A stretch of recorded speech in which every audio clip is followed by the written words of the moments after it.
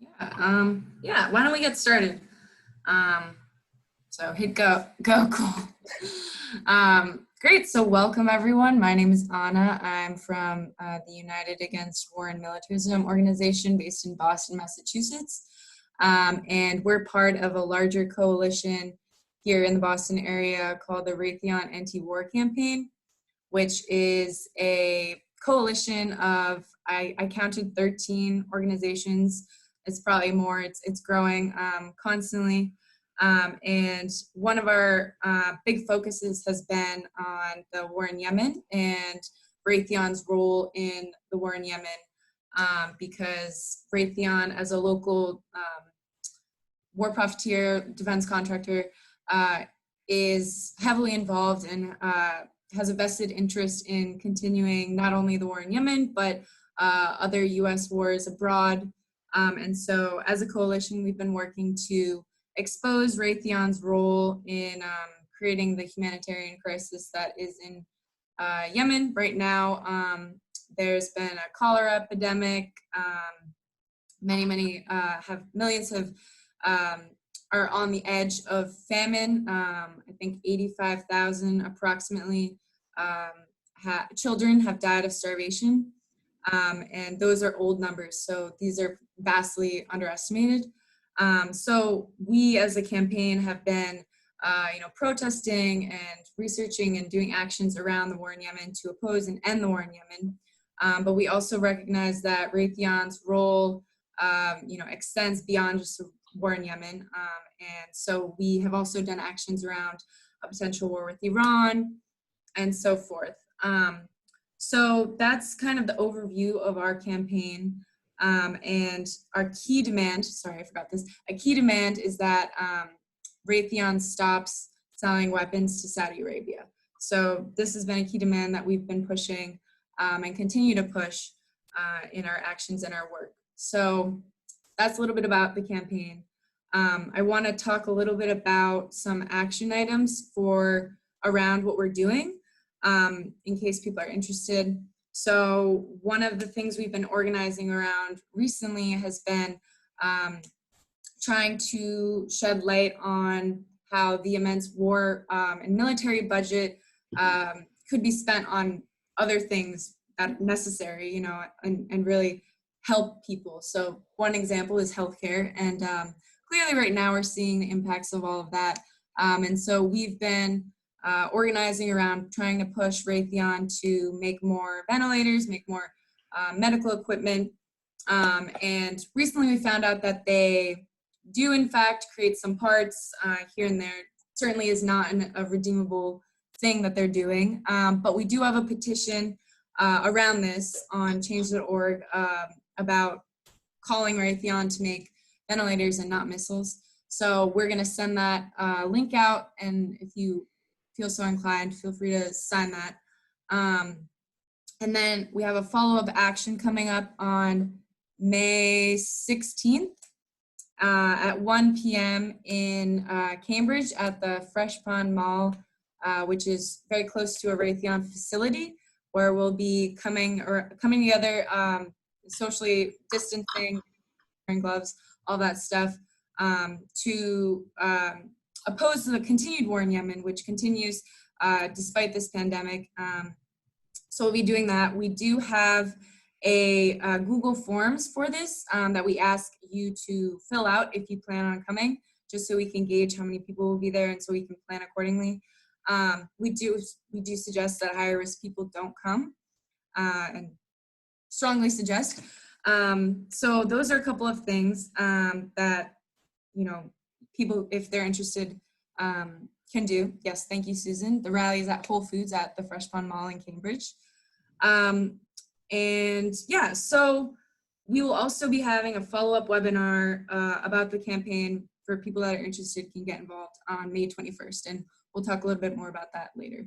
But without further ado, I want to introduce our guest, Danny. I'm sorry, I did not ask this in advance. How do you say your last name? Sjursen, so the J is essentially silent. Okay, I can relate. The J is silent in my name too. Yeah, it's always fun. Great. So Danny is a retired U.S. Army major and contributor to publications like antiwar.com, Truthdig, The Nation, The Hill, etc. He served combat tours with in Iraq and Afghanistan and taught history at West Point. He's also written a memoir and a critical analysis of the Iraq War called Ghost Riders of Baghdad, Soldiers, Civilians, and the Myth of the Surge. And he has a podcast that he co-hosts called Fortress on the Hill and is active on Twitter at Skeptical Vet.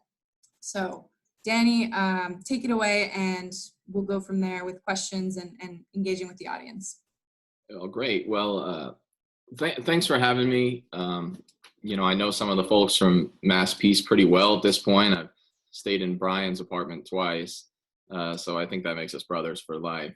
I think these actions are really important, meaning webinars and the stuff that we're doing. I mean, it's always important, but in a time of quarantine and social distancing, without having to buy into necessarily any of the conspiracy theory, what we know for fact is social distancing can squelch activism. And so this is an outlet, right? And the web and Zoom, and we're finding out that these things were even more valuable than we already knew. Because the kind of change that we're talking about to alter the problems that I'm going to kind of discuss a little tonight, they kind of have to be in the streets, and they kind of have to be outside the system. Because as I'm going to demonstrate, and many people already know, these are systemic issues, structural issues, and there are limits. Okay, maybe a little can be done, but there are serious limits to working within that system. Okay, and one only needs to really look at the choice we have for president in 2020. Okay, so however one feels about the two candidates, what we see is there's a narrow window when it comes to foreign policy and militarism. So anyway, well, first thing I want to do is I want to describe the state of a country. We have a country where corporate oligarchs control almost all the wealth and the important land, and income inequality is at record levels. And there's links then to the official military, okay, that does a lot of the bidding of these corporate oligarchs. And then even to the unofficial military, which you could look at as sort of mercenaries, or the polite term now is, security contractors, right? We used to say soldiers of fortune. And there's this nexus, right, between them. Well, of course, I'm not actually describing the United States. I'm describing El Salvador in the 1980s, okay? And El Salvador in the 1980s, using American bombs, had that sort of situation. And up to 70,000 civilians were killed.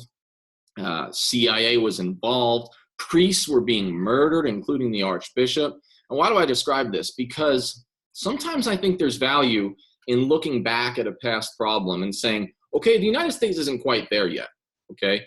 We don't have former military death squads operating domestically that are posting in the newspapers ads that say, be a patriot, kill a priest. But when it comes to the oligarch military-industrial complex nexus, we're kind of getting there, aren't we? All right. And of course, the United States was always involved. So I think this is worth thinking in history.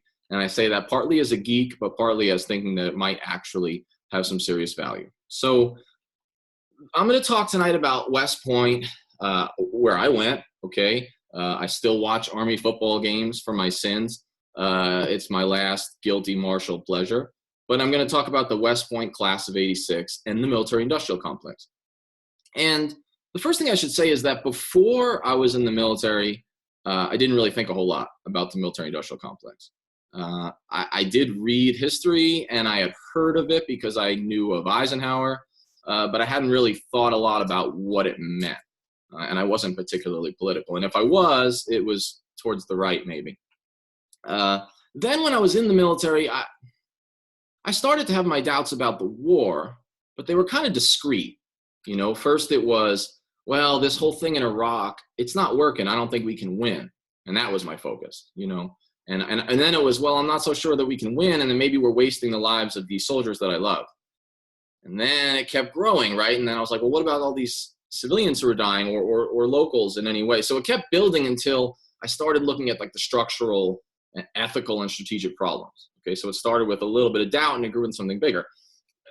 That's when I first really started looking at the MIC, right, at the military industrial complex. It's the first time I started thinking about defense contractors. Because one of the things I did notice, even in the course of my short career, okay, so I started living the Army life in 2001. By the end, the amount of jobs that were being done by contractors had just ballooned.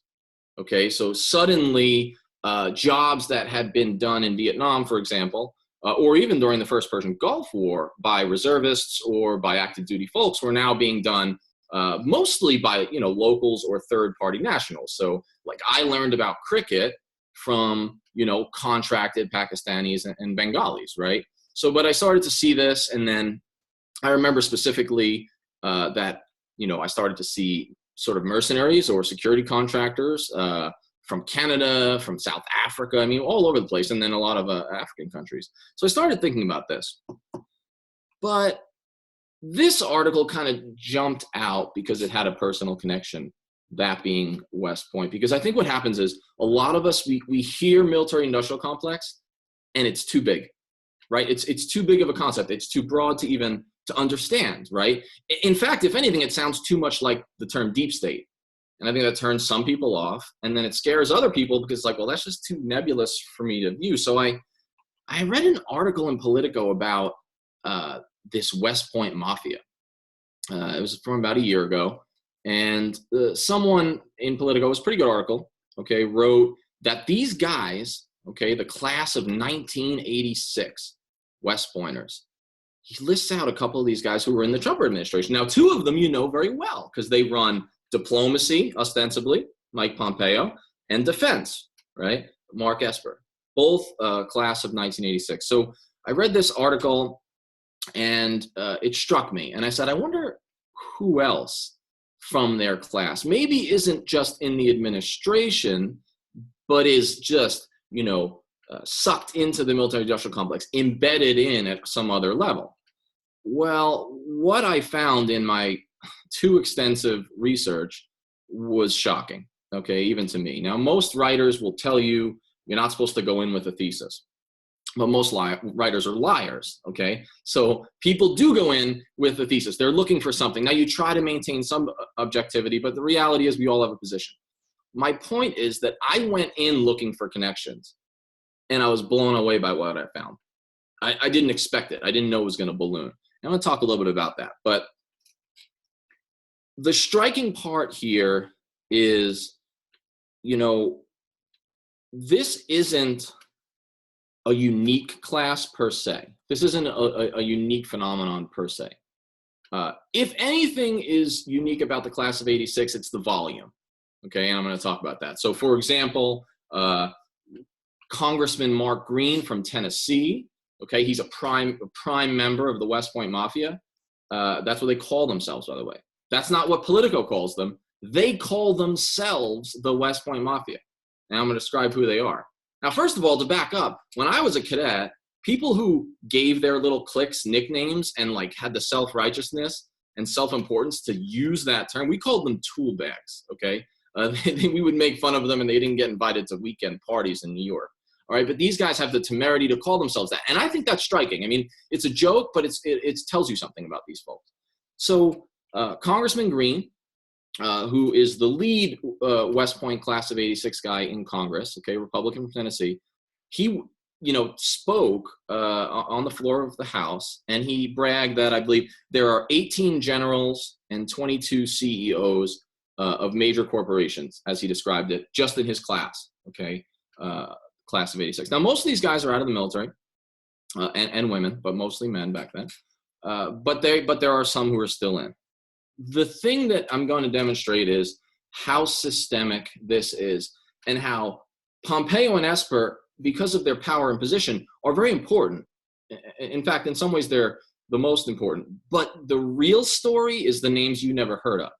Okay, and they're in my article, and I don't always use their names. I sometimes do, but if you click on a link, the names are, of course, there. The real story to me is the second tier. Okay, it's the retired colonels or the guys who got out of the Army after 5 years, and then they went into the MIC. All right, they either went into defense contracting or consulting or something like that, but they all maintained connections. So here we go. Where are they? Right? Where are the class of '86 grads from West Point? This one individual class. They're in the executive branch, the Pentagon, tons of generals, and then also civilian employees, the Defense Department, undersecretaries, assistants, all kinds, all this stuff, analysts in some cases. But of course, they're in the White House, right? In the case of Pompeo, and they're definitely over in the Pentagon, where Mark Esper is at the head. But they're also in Congress. And Green is sort of the head guy on this, and I'm going to get into him. The important thing to understand here is what I'm laying out step by step here are all the components of the military-industrial complex. Because remember, when Eisenhower gave his speech, when he originally wrote that farewell address warning us about the military-industrial complex, he wanted to call it the military-industrial congressional complex. And I'm going to show you that A, he was right about that, and then B, this class of '86 is embedded in all those levels. So we're starting with the executive, okay? And then we went to Congress, and I'm going to show you more about that. And now here's the industrial side, right? Although since our economy has changed, with the exception of defense industry, there's not a whole lot of industry per se, but we're talking general corporate stuff. So where are they? They are in defense contracting. That's the obvious stuff. They're in big pharma. A lot of them are in big pharma, big finance, and then security consulting. Huge numbers in security consulting. A very nebulous thing, but I'm going to show you some interesting things about that. And then there's the lobbyist side.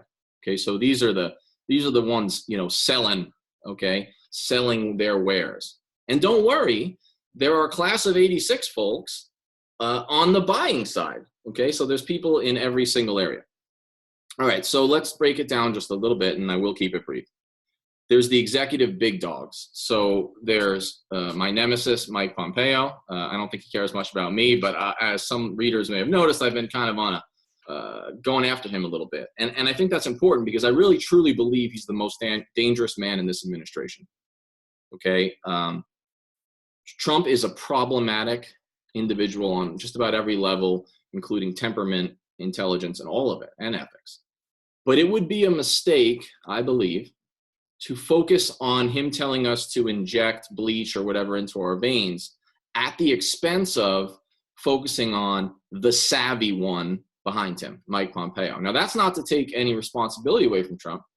He is ultimately the decider, but this is systemic, and Pompeo is very dangerous. He is dangerous because he is an ideological zealot in his militarism, in his religion. Okay, if you look at some of the speeches he's given, particularly anti-Muslim bigotry and the shows that he's gone on in the past when he was in Congress and before. So this is a zealot on a number of levels, but he's also savvy, and that's what makes him dangerous.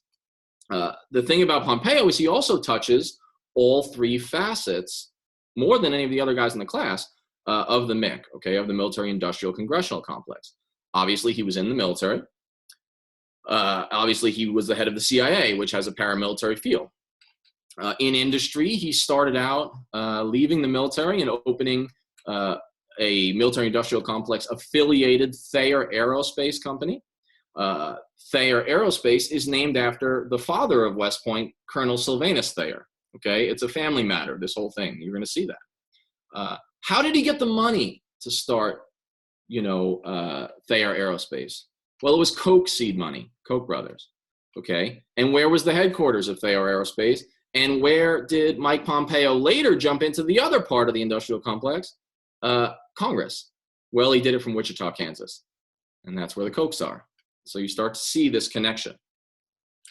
So then we have to go to Mark Esper. Okay, so we got Mike, and now we got Mark. Mark Esper heads defense. Very relevant to what you guys do. Of course, he is a long-time lobbyist for Raytheon. And this is important because not only is he the head of what I believe was the third largest defense, contractor in the country before it had the big merger, but he rebutted and sort of revolted against any attempts to get him to meaningfully disassociate himself from Pentagon business that dealt with Raytheon. In fact, he had a pretty rough exchange with Elizabeth Warren from Massachusetts, right? And you could watch that on YouTube. Of course, even if he did play nice, it is exceedingly difficult for a Secretary of Defense to not, in some indirect way, or rather direct way, be affiliated with decisions that affect Raytheon. So dug in is Raytheon to what the military does. I would argue that Esper is the polite establishment alternative to Pompeo, but he is a hawk. His record has shown that, and he is very establishment, and he's clearly not going to question the empire in any real sense. He's shown nothing about that. Now, we move on to the lobbyists. Who introduced Mark Esper to what I'm sure is his lovely wife? David Urban. And David Urban is an important lobbyist. He is from Western Pennsylvania as well as Esper. When they were cadets together at West Point, they used to travel home together on leave. Urban was an early supporter of Donald Trump when no one thought he could win. He ended up helping to run his campaign in Pennsylvania, the key swing state, right? One of the key swing states that gets him the win. Well, what does Urban do? Well, he's the perennial insider. He runs ACG Consulting. The clients of ACG are 7-Eleven, which would just be mildly interesting if it wasn't run by a class of 86 guy as the CEO. But most importantly, it consults and it lobbies for Raytheon and Lockheed Martin. Okay, so you start to see these connections. Now, interestingly, this article, more than most of mine, has persisted on the web a little more and garnered a little bit more interest, not just this speech, but sort of in general. A reporter from Bloomberg reached out to me who is doing, I don't know if it's exactly a follow-on article, but a build-on article to what I wrote, specifically focused on the Urban-Esper connection regarding Lockheed and some of those deals, as well as Raytheon. So this is getting attention elsewhere. All right, so just kind of bringing it forward and getting to Q&A. We talked about how Mark Green, representative from Tennessee, is on the Hill. He's a big champion of the class, always bragging about the class of 86. He helped shield Trump from impeachment on the House Oversight Committee. And then he almost became Secretary of the Army until some controversy surrounding some, mild comments that he made that, transgender is a disease. Okay, so he didn't make it to Secretary of the Army, but he is still firmly entrenched in Congress. But here's the story, one level down. And I'll breeze through these, but there are tons of them. The names you'll never hear of, like the retired colonel who left their 32nd Army Air and Missile Defense Command, and the next day went to work for Lockheed, doing what? Working on their THAAD, their theater area, air defense system, with the specialty in the Kingdom of Saudi Arabia, where he's actually was in charge of that program. So he leaves a job in air defense and moves to selling the systems, right, back to the military and advising. He did so in Korea and the Kingdom of Saudi Arabia. Very relevant, right? Lockheed makes the THAAD system, okay? So then you go to the buying end, okay? Well, you need to have people who are friendly to your product on the buying end. So who do we have? All right, also class of 86, we have a retired brigadier general who used to work in the defense logistics world.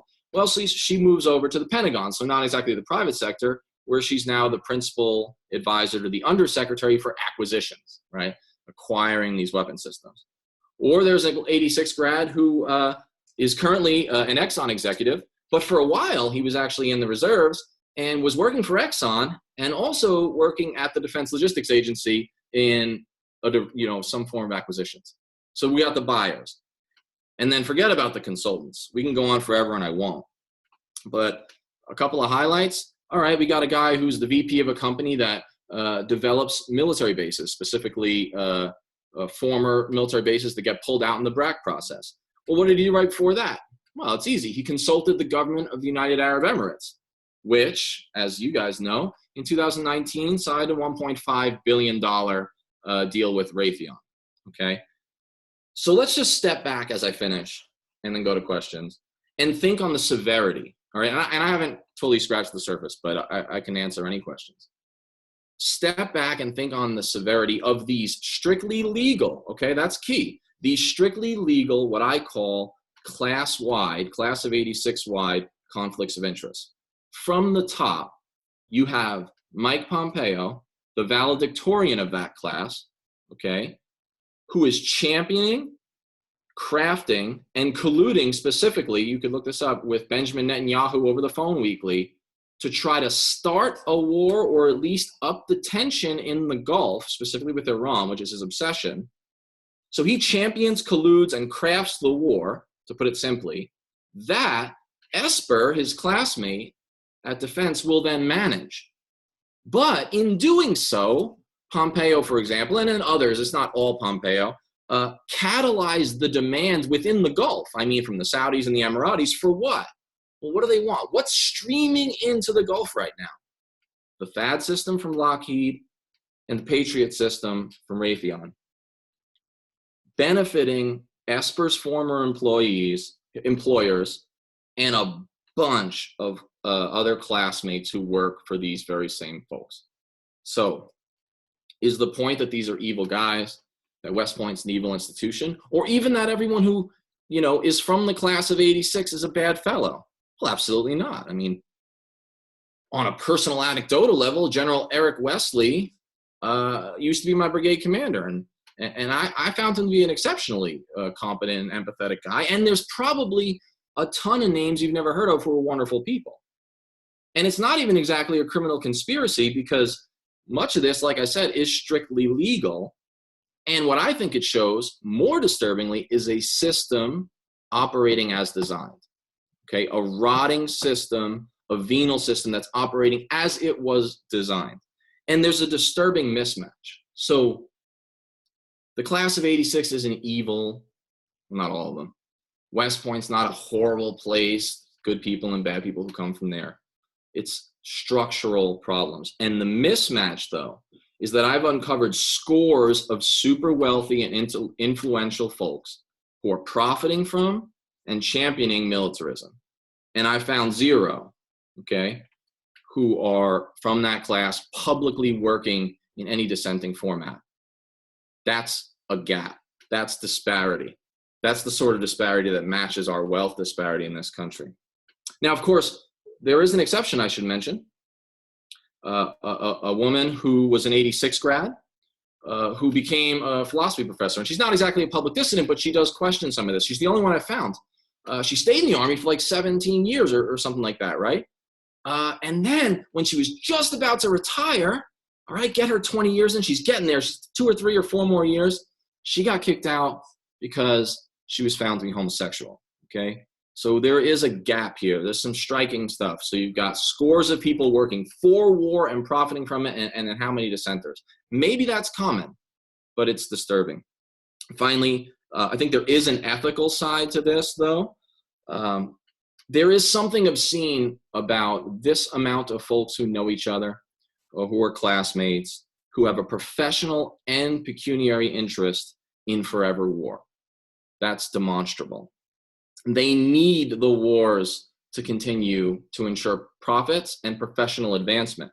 And what's obscene about it is those wars will inevitably, already are, but will inevitably kill future graduates from the institution that they laud and the institution that they constantly brag about and wear on their chest, okay, as a professional resume, as justification for their position.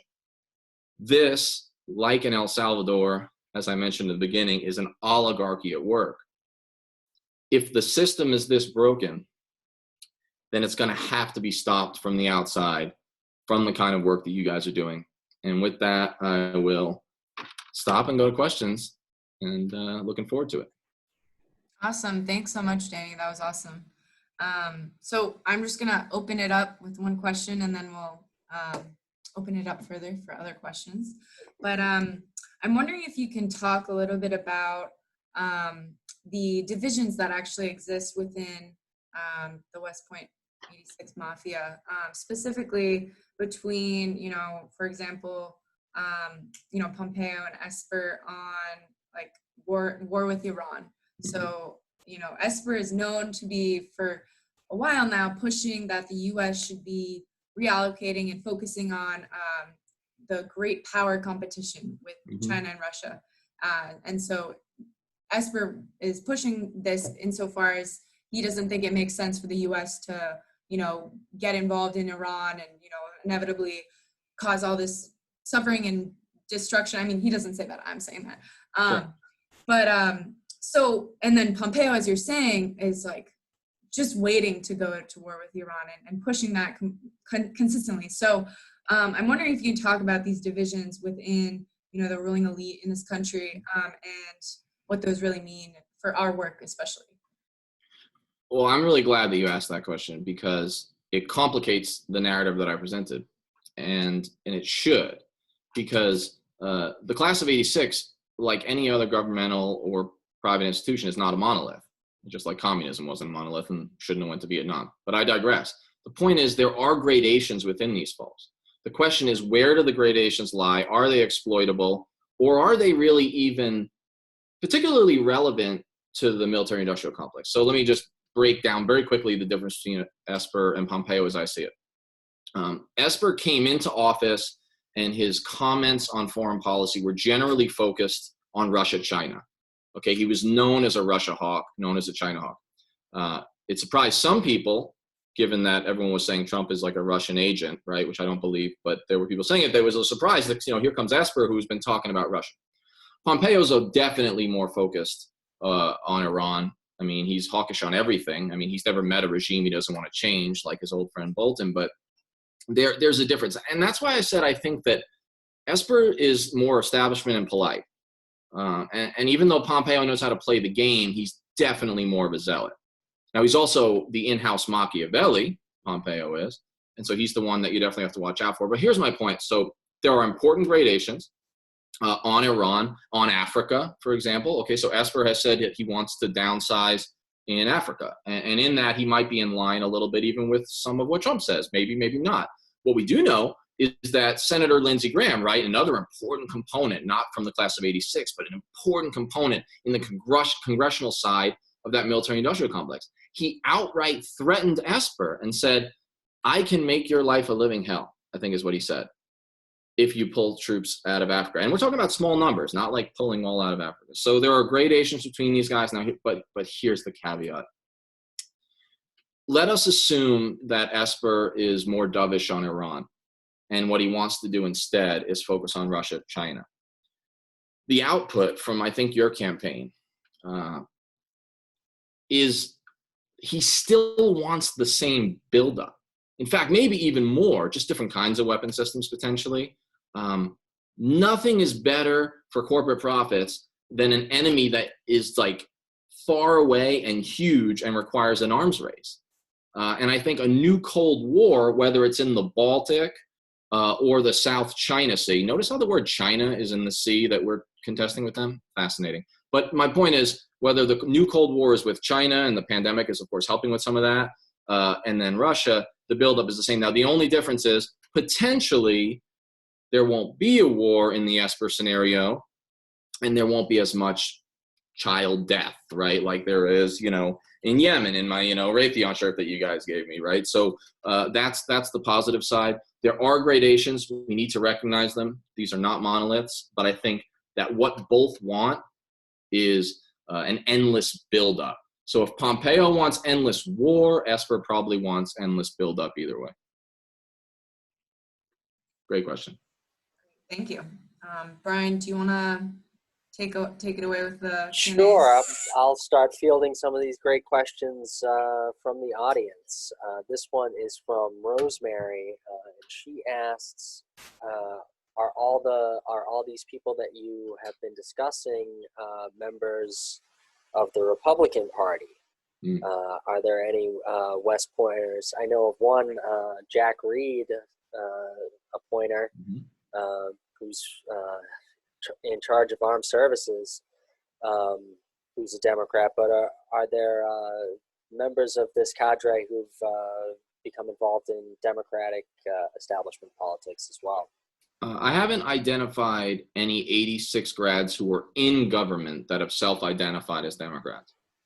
But that should come with a caveat that I don't know the personal politics of all the corporate folks, and I don't even know the personal politics of all the generals or the civilians who were in the Pentagon. So it's hard to know. What's certain is that the folks who have made it into government, right, in an either elected or appointed position are Republicans and are pretty conservative Republicans. This is some of the stuff that I didn't write in the article, right, because there's word count issues. There is, for better or worse, a pretty strong evangelical thread that runs through some of these members of the class, specifically the ones in government. Pompeo is a great example of that. That's important to understand. I would say that this class in its public sense is probably to the right of some others, and I can't explain why that would be. The rest of the class that's not in government might be super liberal. I don't know for sure, but you're right. The West Pointers are not a Republican monolith. They probably back then in the 80s were more conservative than they are now. But even classes that graduated in the 70s and the 80s produced, I think in the 70s, Jack Reed from, I think, Rhode Island, who was in the Senate, prominent for a long time. So what you won't find as often is a West Point grad who was involved in government or in public life that is outside of the establishment, so outside of the consensus on foreign policy. Because even Jack Reed, yes, okay, is he preferable to Mike Pompeo in these issues? Sure, okay, he's a little more moderate, but he's not questioning the empire, okay? He doesn't have much of a record of that, but he's probably less likely to bomb Iran, right, or to choose to. So there are Democrats who come out of this. They mostly hew to sort of the Biden-Hillary Clinton wing on foreign policy, all right? And I'm generalizing, but I think that's important. So I have not uncovered any 86 guys or gals who are outed as Democrats, although I'm sure there are plenty of private ones. Okay, great. Next question is from Amar, who asks if you can elaborate more on the connection between the Koch brothers, Koch Industries, and Mike Pompeo. He says that as an ideological libertarian, he is wondering why the Koch brothers would be supporting that. They recently founded the Quincy Institute, or helped to fund the founding of the Quincy Institute, which is lobbying against militarism. Yeah, full disclosure, I don't have a paid affiliation directly to Quincy. I've written a few articles for their public blog, Responsible Statecraft, and I know some of the folks there. So I have a connection with Quincy, although it's not very strong. This is important, okay? Some people see Pompeo as an olive branch, okay? And this might be overstated, but it's valuable. That I think this is the case. Pompeo's appointment into the CIA and then eventually into state is by some measures an olive branch between the Kochs, and I'll get into why, but the Kochs who did not support Trump, okay? In the beginning, the Kochs who had kind of gone all out for some other previous candidates, they kind of did this, right, about Trump. And there was a lot of talk and a lot of articles written about, like, okay, Trump doesn't have the Kochs. And of course, Charles Koch definitely has some libertarian foreign policy ideas. So backing up, Pompeo's from California, okay? That's where he grew up. That's where he went to high school. He gets his seed money in Wichita to open Thayer Aerospace. Thayer Aerospace, by the way, sells aircraft parts, in not all they do, but sells aircraft parts to the military, to the Pentagon. So they open it with seed money from the Koch, brothers. When he then runs for Congress from Wichita, which again, he's not from, but he's lived there for a while. He's very conservative, very anti-Iran deal, very anti-Obama. His quotes they're wildly to the right, especially on Islam. But they called him, because of the way he protected their interests, okay, mostly on domestic policy, corporate stuff. The way he protected their interests in Congress, they called him the congressman from Koch. All right, that was a common phrase when Pompeo was just a lowly congressman, and it all makes sense, right? It sounds like the level of corruption that if it happened in the Balkans, Samantha Power would be screaming about, right? Or whoever. Well, she was more focused on genocide, but you know what I'm saying? Like, we would scream about it. If this happened in Albania or Guatemala, we would say corruption. Okay, so you've got the two richest brothers, or some of the richest brothers. They fund this guy's business. Then they help fund his campaign. He gets more money from their PAC, right? Their Koch brothers PAC, when he runs for Congress. And then he goes to Congress and he demonstrably supports their interests, and people start calling him the congressman from Koch. At that point, he goes into government, right? First as CIA and then eventually a state. And so some people did see this as a bit of an olive branch. I think that that's difficult to prove, but there's been a lot of articles written about it, some insider anonymous sources. Why would they support Pompeo if they have this somewhat, I think, real libertarian bent? That's difficult to say. I guess it's a question of what they value, right? Cost benefit, gradations, right? Sort of levels. Pompeo, while he was hawkish, when he was like sort of in business, it probably wasn't clear exactly what his foreign policy would be. And I think it has developed over time. So that helps to explain some of it. And the last point on this, about the Koch money and this business, they are aerospace. Pompeo's two best friends from West Point when he was a cadet. One is Butaleo, if I'm pronouncing that right, and I can't remember the other guy's name. It's in my article. It also starts, I believe, with a B, but I'm not sure, or Urquhart or something. His two best friends as cadets, they start Theo Aerospace together with this Koch money, okay?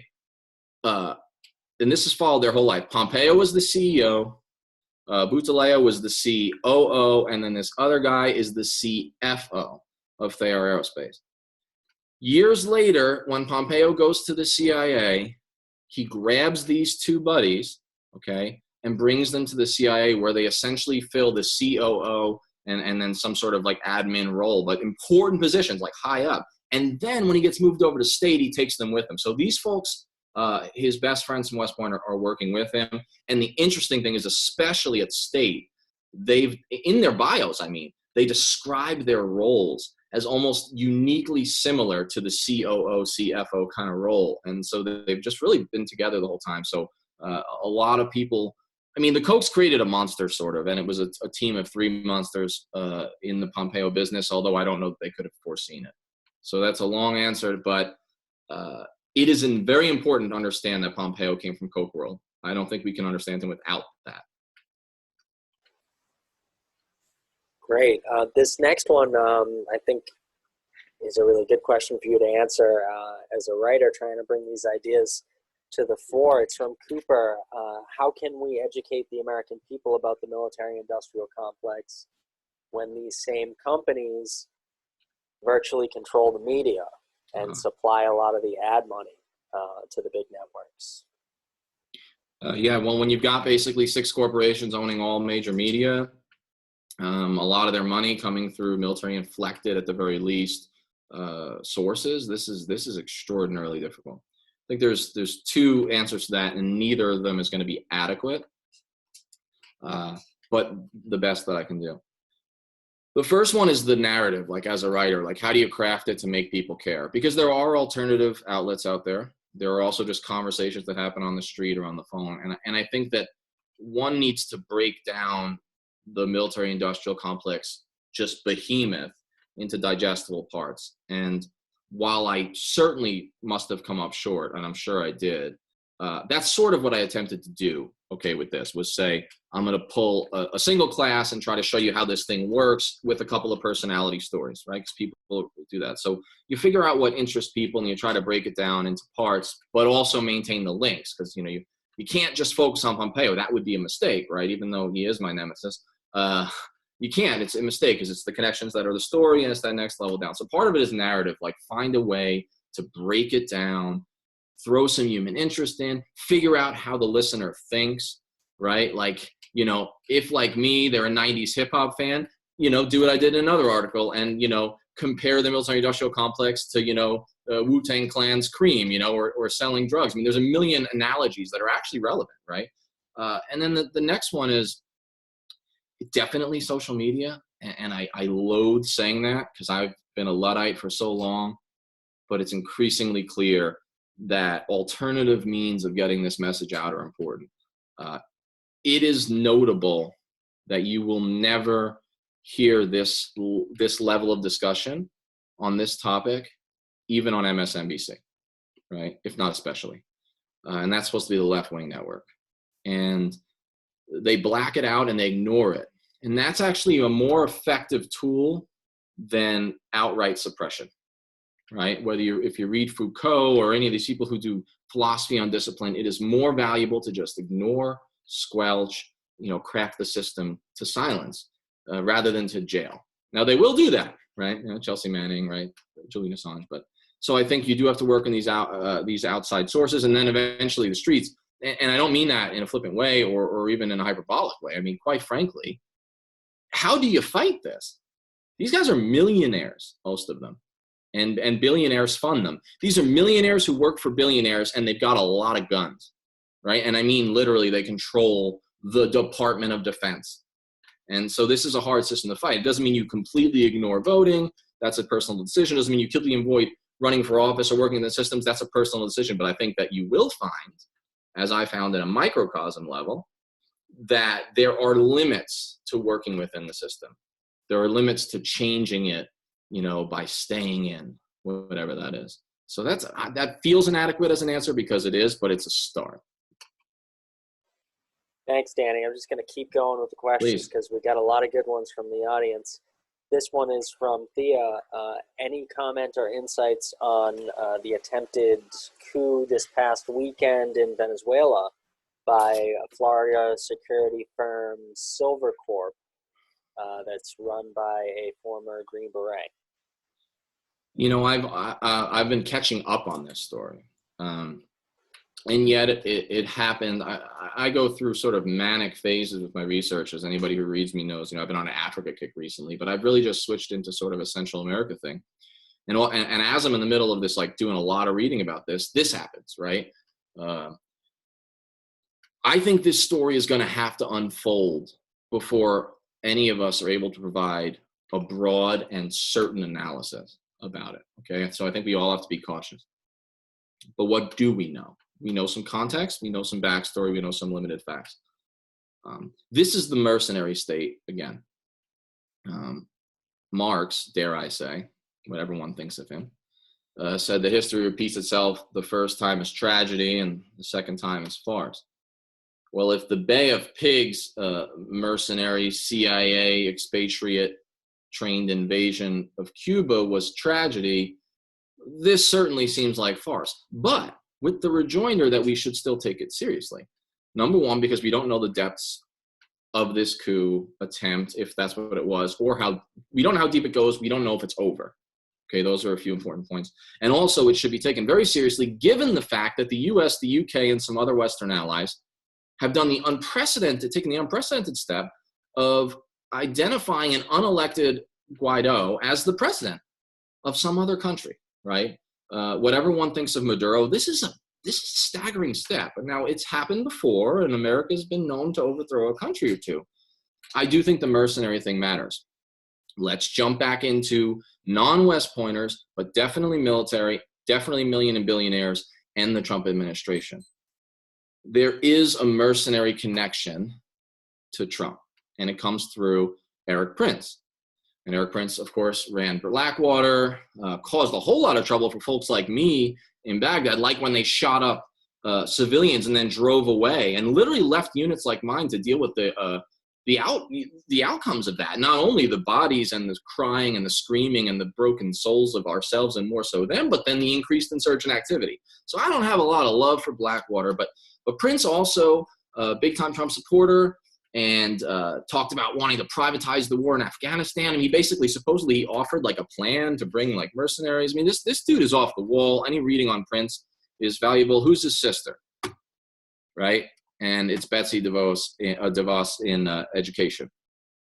Look, this is an incestuous story, not literally between brother and sister. I mean, the class of '86, the Trump ties, a Green Beret who goes to work for a security consulting agency. What I do know, and that is in the article, is that a number of West Point class of '86 guys are in security consulting.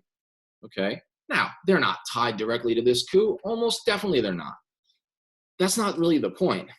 What we know is that off-the-rails militarist systems produce an imperial detritus of former soldiers who are either out of work or become sort of adrenaline junkies and want to continue working in the one expertise they have. And the best example of this is South Africa post-apartheid. So you had this off-the-wall military that already had some mercenary components, but they really were active duty. And then suddenly thousands of them are working for executive outcomes. Sandine is what it renames itself. These are mercenary, security agencies that really just go all over the world, but especially Africa, kind of working for money, stealing diamonds along the way. So to me, this is the logical conclusion in its tactics to a system like the United States system. Our military has become increasingly like a Praetorian Guard in the absence of the draft. We have 2.2 million at least veterans of Iraq and Afghanistan. That's an old number. It's higher now. And we have a lot of special operators. And we are actively opposing the regime in Venezuela. So there's a lot of smoke and there's a little bit of fire. And I don't think we know how deep that fire goes, the fire being this invasion, right? This alleged invasion and some of the documents that have started to be released. We'll see how real they are. I, for one, would not be surprised if this was an overt coup. What comes next is finding out the level of involvement, if any, of the U.S. government. Final point, though. A nation that runs its wars forever with a mercenary's flair, meaning an all-volunteer force that uses security contractors, that doesn't have a draft, and that increasingly is divided from its civil populace like our military is. When a country's foreign policy begins to take on a mercenary flair, we should not necessarily be surprised, and history backs this up, when overt mercenary activity begins to happen in the pursuit of that same country's foreign policy. This doesn't surprise me, but it's disturbing for what it potentially could lead to or demonstrate for the future. Thanks. I'm going to combine two questions here from Tim Schroeder and also from the Reverend Bob Moore from Coalition for Peace Action in New Jersey. What do you recommend as the most effective ways to oppose militarism here so entrenched in the U.S.? So pointers for us activists, as well as what do you think it will take to reduce our gargantuan military budget, now well over $700 billion a year, so we can spend that money on things that we need?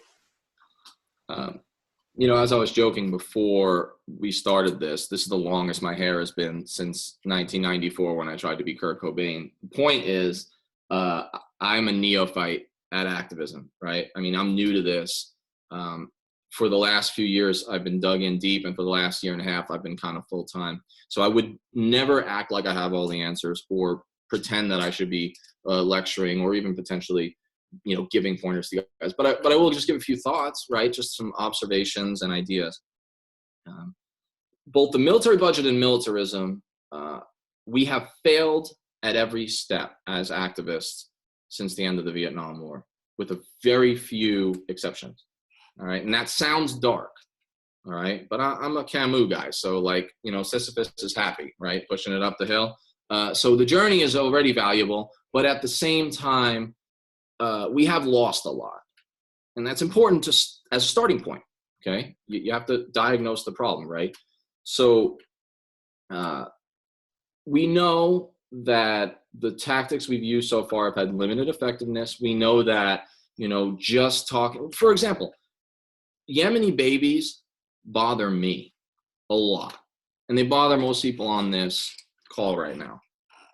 They're enough to motivate us, right? Those stats or some images that make it out are enough. But we know that those images of maybe over 1 million, 2 million by some estimates, depends on who you look at, a minimum of 800,000. That's the conservative estimate of deaths in these wars since 9/11. No pictures, no stats have made foreign bodies matter enough. We also know that largely because of the lack of a draft, even 7,000 American bodies, even when we started to be allowed to film the caskets with the flags, that wasn't really enough either. Now, it had some effect, and there was some influence on Congress about Iraq, but it was slow and it was incomplete. I think I'm not optimistic. I am hopeful, and that's a lot for me. If you read my articles, the pandemic and what it's exposing about the systemic flaws, all right, in inequality, in health, in all these things, we're seeing to some extent a failed state, okay, or at least a failed developed state. And the pandemic is showing us that all these things, whether it's direct preparation for the pandemic, or our infrastructure, or our general health system, or our employer-based health system, or just everyone living paycheck to paycheck. I mean, all these things were awful to begin with, and they are a crisis the minute there's a pandemic or there's any social distancing, right?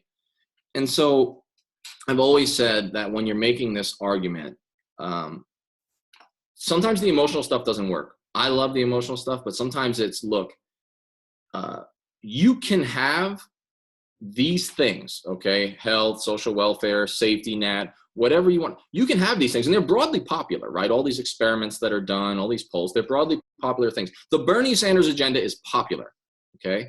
Even if he's not popular enough to overcome the DNC blackout. Doesn't matter. His ideas are popular. They may have won. I call it the Debs moment, the Eugene Debs moment. He may have won. Maybe. But then you look at the military budget, and there has to be some degree of cost-benefit analysis. So first you got to win the argument. I think you win the argument with the American people by demonstrating the link, okay? That's hard. That's hard to do. And then the second thing is you've got to scare the bejesus out of Congress. And I mean scare them, frighten them, that they will lose their jobs, that we will block the streets. And I know how this sounds, but like, if they aren't forced to cut the military budget, they never will. Never will. They never will. They dial for dollars all day and they don't call you, right? They largely go to these donors. And so the system is built to kind of squelch our voices. That is until you shut down the trains and you go on a general strike, or, you name the tactics. I'm not really even qualified to build it because I don't have enough time in the movement, but I know history. And I know that Lyndon Johnson and John Kennedy didn't give Martin Luther King a damn thing that they weren't forced to give him, that they didn't feel forced to give him. The great white savior narrative of civil rights has been debunked time and again. Nothing is given, everything is taken. That doesn't mean violence. But I think the star point is win the argument. We're already there. People are with us. But if you don't show that the defense budget is your health care, that it is an either or, right? It is your infrastructure or your F-35. I think that's a star point. But I know how this sounds. I mean, but sometimes the French do it right in the streets, right, for all their flaws. And I think sometimes we've been a little weak on that. Not to say you guys haven't been strong, but in terms of mass movements, there's been some weakness. But the Occupy movement was a start, and it was amazing because it came from nowhere, or it seemed to come from nowhere. And so I think that there has to be a similar movement against militarism, and people care about their pocketbooks and they care about the health of their family. So I'm not minimizing that, but if you can connect those, that's a very long answer. I'll try to be more brief. Thanks. No, that's okay, Danny. I don't know how much time you have left. I'm good as long as you are. Yeah. All right, I'm just going to keep rolling with the questions. I'll let you know back to the West Point class of '86. Mary Ellen says that this reminds her of how the right has effectively packed the courts for years to come, and she is wondering how this cohort in particular might retain its power even beyond the Trump administration. Yeah, this is well, they will retain their power after the Trump administration because they're the money men, okay, and they're the mid to high level bureaucrats who make the system run. Okay, so the military industrial complex the trains run on time because of these folks, right? So after Pompeo and Esper are gone, my guess is Politico will never write an article about the class of '86 again, and no one will really ask anything about it. But the class of '86 and the class of '85 and '87, you know what I mean? Just to make it clear that this is a broad thing, although this class is somewhat unique right now because of its position. But these folks are staying there. You know, when Pompeo leaves, The dude running the THAAD program for the Kingdom of Saudi Arabia, he's staying, right? Green will still be in Congress. So I think that, here's the broad point, and I'm going to keep it short, I promise. These are largely unelected folks. I think there's about 25 by name or the link that goes to their name folks mentioned in my article who were involved in this, okay? And I didn't list all of them in the article. One of them is elected. One of them, okay? Two of them were, ratified by the Senate, right? Or that's really not a big deal because secretaries of defense and state are not usually blocked even half as much as judges, and even they're not always blocked, right? So these are unelected folks, and because, like the court, they're unelected, they are pervasive, and they do have staying power. And so, yes, this class is going to continue, and that's scary. And the final point is, this is not about religion for me. This is not about disparaging any. It's about facts. The evangelical movement in the Republican Party, because there are liberal evangelicals, but the Republican mass of evangelicals is backing Trump, despite the fact that by every measure of his past life, he's their living nightmare, okay, in his personal life, in his lack of religion, right? They back him. Ask them why they back him, and you get the same answer in article after article, interview after interview. It's the court. Okay, they understand that the president, if he's a Republican and puts whatever, anti-abortion, anti-gay, whatever the thing is, the court is what stays. And so I think that's a really good analogy that you use the court, and I do fear that the system is structured in such a way that the class of 86 is here to stay, right? Wow. I have a couple more questions for you if you got the time for it. This ties into what you were just talking about. Could you expound a bit more on Pompeo's anti-Islamic zealotry? Do you think he's a genuine religious extremist or more of a political opportunist? I think he is more of a political opportunist, and I can't prove it, but following his career as carefully as I've begun to over the last couple of years, right? There's something about Pompeo that rubs me wrong. I have a bit of a blind spot for Pompeo, and that needs to be said, right? Any writer who starts to dislike a subject, I don't dehumanize him or hate him, but really starts to dislike the character and the policies as much as I have of Pompeo, I really have to provide that caveat. So I've been following him carefully, and he does seem to roll with the winds to a certain extent, as long as the winds are still in the right wing, okay? So he's always out there. I don't know how personally religious he is. I know that he represented a district far from his California home that was much more religious than his community in California writ large. And I know that you don't represent the district in Kansas, not far from me, where I live now, that he represented without definitely playing strong to the evangelical vote. But there are some areas, and what I would, because I don't want to be like pulling up my phone while I answer, because I'll just extend the answer.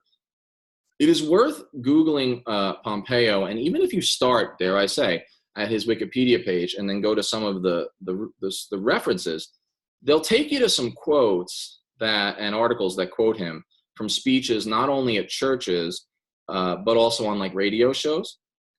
And some of these pundits that he chose to go speak with over the course of his career, particularly in Congress, are wildly known, or known for their wild anti-Islam comments and just general positions. Pompeo hasn't gone as far as some of the hosts, but it is clear in his language that, especially before he got into the highest levels of power, we had to be more careful. He had very strong anti-Islamic feelings. That I think might be real. The reason I think that is we know from other quotes and the time that he spent in the military that he is very friendly to monolithic binary enemies. He came out of West Point at the end of the Cold War, at the height of Reagan triumphalism, and the way he speaks of Reagan and of that time is extraordinary It's almost canonization, but that's not just the Pompeo thing. That's a reflection of that time, the kind of people that went to West Point and graduated at that time, right? So that's not only him, that's Esper as well. But his comments at some of these churches, I think I quote in the article where, in a different article he talks about the rapture to churches that believe it's happening in our lifetime, okay? And that, oh, by the way, I will finish with this. Best thing I could show that's provable. We know that Pompeo, here's the smoke. We know that Pompeo has spoken at churches that overtly believe that the rapture, the end of the world, eschatologically, is coming in their lifetime, and that it requires us to support Israel because that's where the final battle is going to happen. Now, of course, at the rapture, all those Jews are going to hell, but that's okay. We don't worry about that. I mean, that's how these people feel. I mean, but that's where it has to happen. And so that nexus is real, and this is not conspiracy. This is real. And we also know that Pompeo talks to Bibi Netanyahu, the longest-serving prime minister in Israeli history, indicted for corruption crimes, who just formed another government through a deal and wants war with Iran more than anything else, and may have some evidence, some serious evidence shows, fabricated some of the documents used to prove that Iran was building a nuclear weapon at his speech in April of 2018. We know Bibi Netanyahu, who wants more than war with Iran more than anything in the world, talks to Mike Pompeo on the phone weekly, sometimes multiple times, especially during weeks like during the Soleimani assassination. So what do we have? Well, some of it we can't prove, but we know Pompeo is the one who told Trump, use the pandemic to bomb Iran. Use this opportunity to bomb Iran. We know Pompeo was the hardest pusher for assassinating Soleimani, an act tantamount to war. We know that he is closer to Bibi Netanyahu than anybody else in the Trump administration is.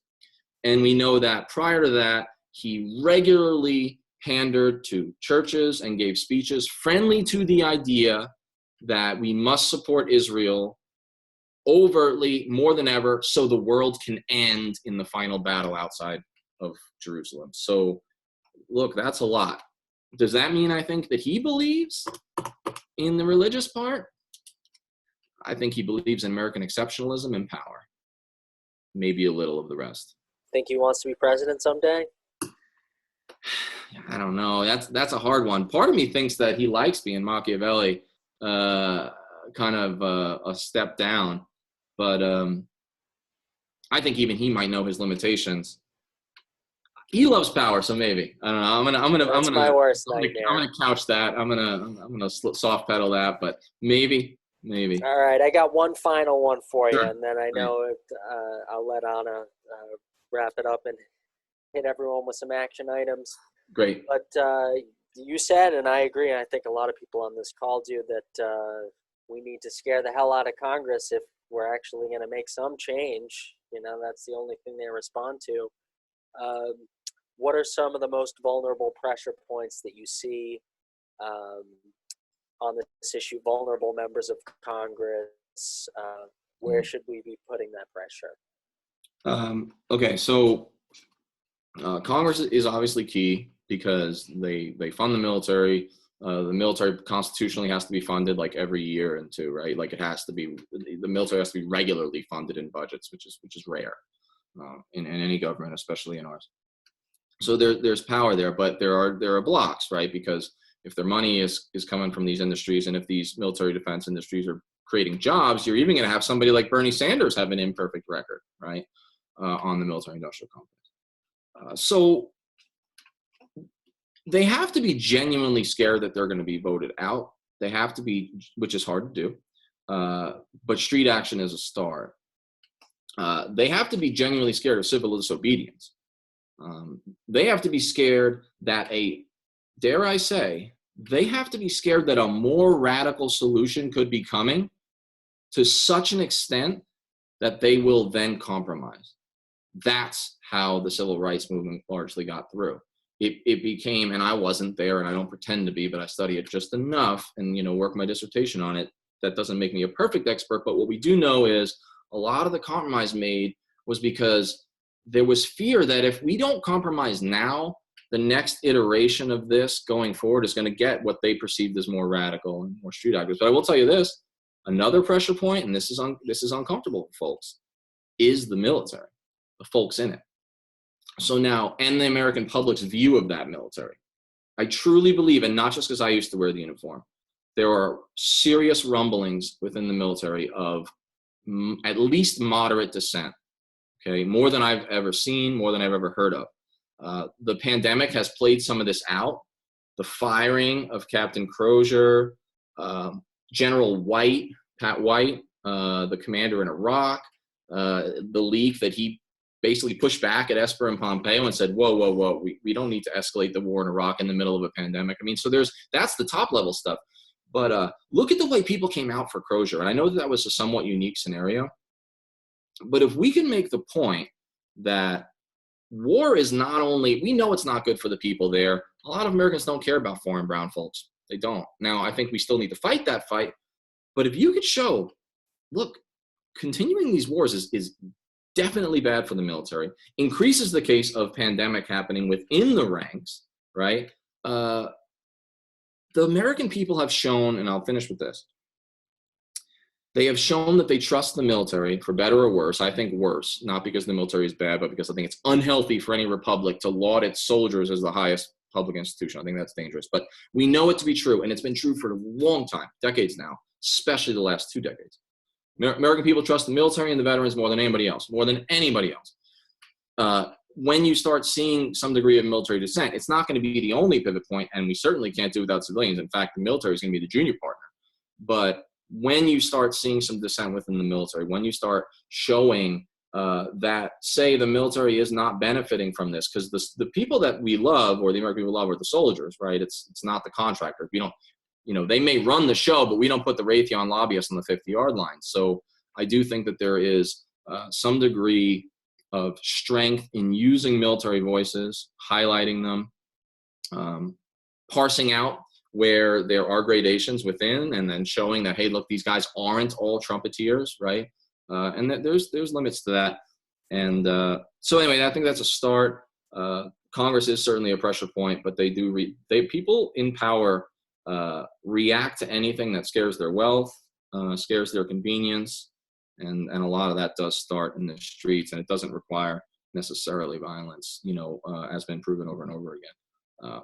Last point, this article, speaking of the military, got a lot of hate mail, as you might imagine. All my articles do. This one was special because it touched a sacred cow, right? It touched that military academy alumni network. And so most of the hate I got came from the alumni network.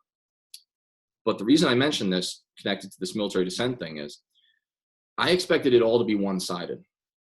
I expected that every academy grad would call me a traitor, and a lot did. But more than any other article where I criticized the military, I got an enormous amount, let me say dozens of positive emails or messages from West Point grads in and out of the military over the course of 40 years of graduates. So I think that there's some hope there. Great. Well, thanks for hanging with us, Danny. And I just wanted to say, sorry I didn't get to everyone's question. There were so many, and wonderful presentation, and thanks so much. I'll throw it to Anna. Thank you so much. Yeah, thanks so much, Danny.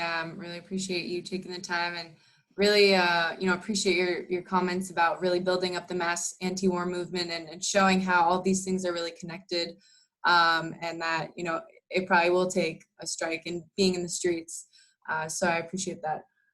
But I just wanted to circle back to the beginning of the webinar, just to reiterate some stuff folks can participate in. So we have the petition that we'll send out in a follow-up email, calling on Raytheon to make more ventilators. We also have the action on May 16th at the Whole Foods at Fresh Pond Mall in Cambridge at 1 p.m. So please, if you are interested in coming to that, please fill out the Google form. And then lastly, we have another webinar. So this is part of a webinar series. We're going to keep these going in 2 weeks, May 21st at 6 p.m. And this will be a general webinar about the Raytheon Antiwar Campaign, what our goals are, what our tactics are, how people can get involved. So we'll be following up about more information. But just again, reiterate, thank you so much, Danny, and thanks everyone for tuning in. Thanks for having me. Bye, everyone. Peace. Bye, everyone.